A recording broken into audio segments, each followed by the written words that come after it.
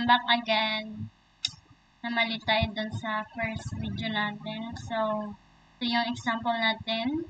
Number 4. Listed below are the examination scores of 5 students in their chemistry and mathematics examination. So, i-identify daw natin yung relationship nila na nag-e-exist using Spearman rule. So, ito yung given na sa chemistry sa 5 student na naging score nila sa examination tsaka sa mathematics. So, here, sa X, na binigyan na given ng chemistry, so yun. So, insert lang natin yung 5 numbers na yan. Yan. So, here naman is yung sa Y, sa mathematics natin. Insert natin yan. Copy lang natin yung number na binigay dyan. Then, also here sa X rank. So, dito sa X rank is, dito tayo maghahanap sa X na mas higher yung number. So, we have the 75.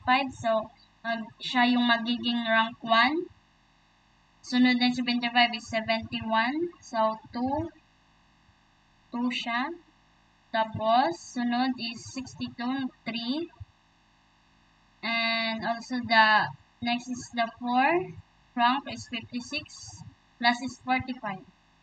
So, dito rin sa Y rank, same lang din sa ginawa natin sa X rank. Nahanap lang natin yung malaking number niya. Tapos yun ang magiging rank 1 hanggang magkasunod-sunod sila. Then, dito naman sa D is, ma-minus lang natin siya sa X rank tsaka sa Y rank. So, here, we have 4 minus 2. So, magiging 2.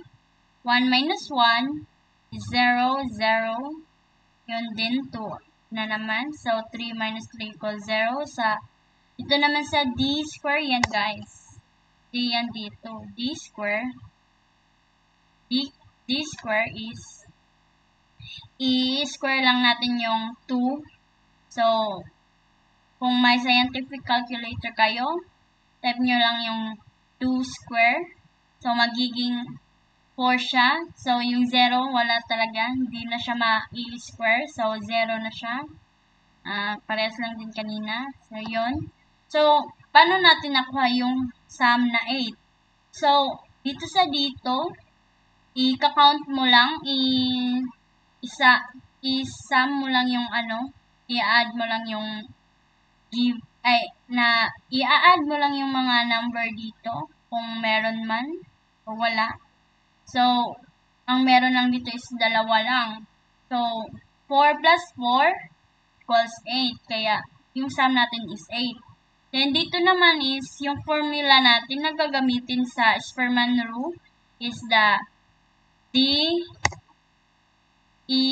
tsaka D squared. Di ko alam ano yung E. Nakalimutan ko. Sorry. So, lagyan na lang natin ito ng D square. D square. Yan. Mala na. At least nababasa.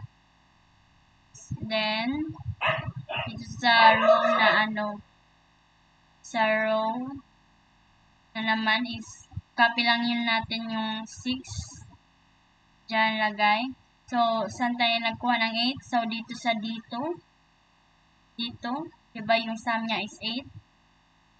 Yan. Ayan. Dito is 8.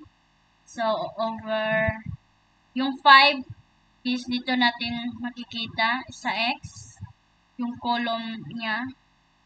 Ilan? So, 1, 2, 3, 4, 5. So, 5 yan. And, same lang din dito sa 2 square. 2 square po yan, guys. 2 square. 2 square yan. 2 square. So, diba 5 yung n natin? So, 5 square minus 1. So, dito na naman to sa baba. Hindi siya 48, guys. Ano siya? 84. 84 siya. Bakit? Kasi 6 times 8 equals 84. So, 84 siya. Then, sa baba, Same lang din dito. So, yung 5 square niya is 25. But, may minus 1. So, magiging 24 na lang siya. Then, yung 5, copy mo na lang. So, here, diyan 48. Ano yan? 84. So, erase natin. Kamali ako. Sensya na. So, 84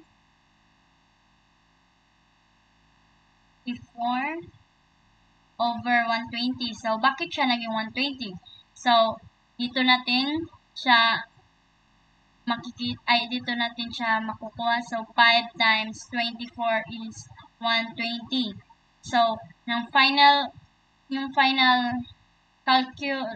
total niya is, if may scientific calculator kayo, copy this na lang, yung paggawa nito, yung 1 minus 84 over 120 sa scientific. So, magiging result niya is 0.6.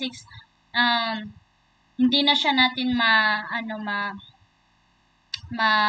tawag din, parang, basta yun, kung nakakalam. So, magiging total niya is 0.6.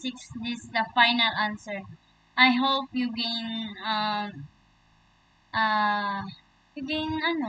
sabot and knowledge learned about what I'm talking here in screen. So that's all. Thank you.